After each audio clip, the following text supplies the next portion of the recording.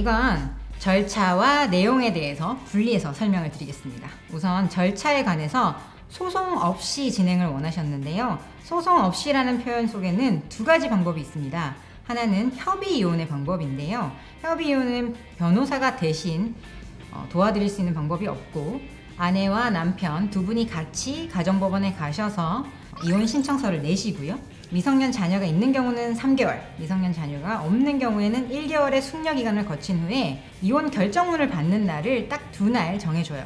그러면 그 이틀에 걸쳐서 두 명이 같이 같은 날에 가셔야 됩니다. 나중에 그 결정문을 받는 날에 한 명이라도 오지 않으면 처음부터 절차를 진행하지 않은 것으로 간주됩니다. 왜 이렇게 해놨냐면 이혼을 어렵게 하기 위해서입니다. 협의이혼은 단점이 재산 분할에 관해서는 정해주지 않아요.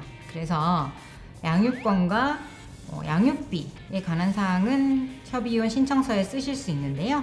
그 외에 재산 분할에 대한 내용은 정말 두 분이서 대화로 아름답게 정리하셔서 공증을 받으시던지 아니면 어떤 합의점에 기해서 서로 그냥 아름답게 나누시는 그 정도의 방법 외에는 누가 도와주실 수 있는 절차는 없습니다.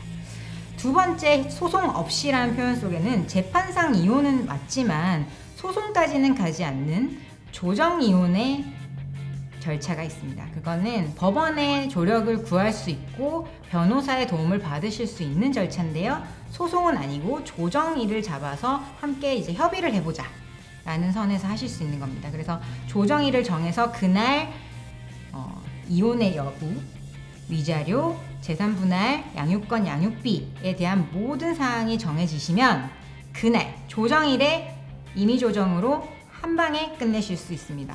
그래서 많이들 선호를 하시는 절차고요. 특히 유명인이나 연예인분들 같은 경우에는 직접 법원에 나가시는 게 너무 힘드니까 변호사를 선임해서 조정이혼을 하시는 경우가 많습니다.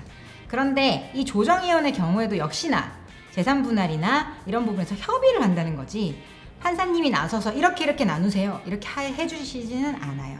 그래서 여기 지금 사연자분께서 말씀하시는 양육권과 재산분할에 대해서 남편분과 아내분이 끝까지 협의가 안 된다 그러면 결국은 이혼 소송을 하실 수밖에 없습니다.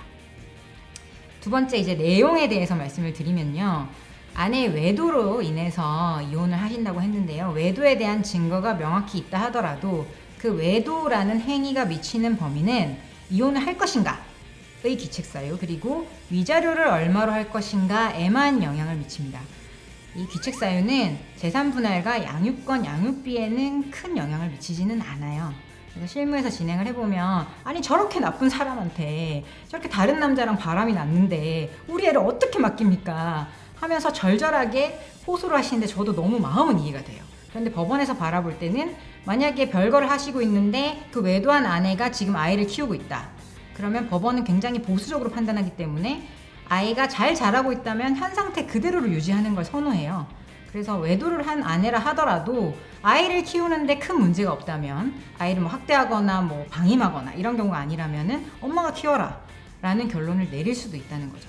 재산분할도 마찬가지입니다. 아니 바람나서 나간 여자가 무슨 재산분할이야 라고 생각하시지만 실제로는 재산의 형성에 기여한 기여도에 따라서 나누게 됩니다. 그래서 여기 보면 아내분이 원래는 남편분보다 수입이 좀 높긴 했었어요. 그런데 3년 전에 아이를 낳으면서 또 일을 관두셨죠.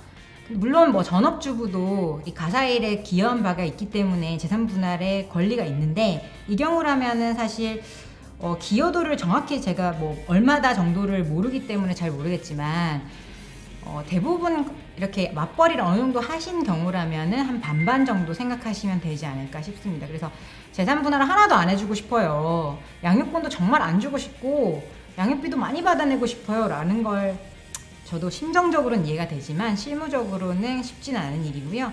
양육권의 경우에는 양육 환경이라든지 이제 우리 이 사연자분께서 훨씬 아이를 잘 키울 수 있다는 걸 잘 입증을 하셔서 재판부를 설득하시는 게 좋을 것 같고, 재산분할의 경우에는 기여도에 따라 정해지기 때문에 재산분할보다는 위자료 금액을 이제 이 와이프가 외도를 함으로 인해서 내가 받은 정신적 고통 같은 것을 많이 호소하고 입증하셔서 위자료 금액을 그래도 조금 더 높게 받는 쪽을 이제 진행하시는 것이 어떨까 생각합니다.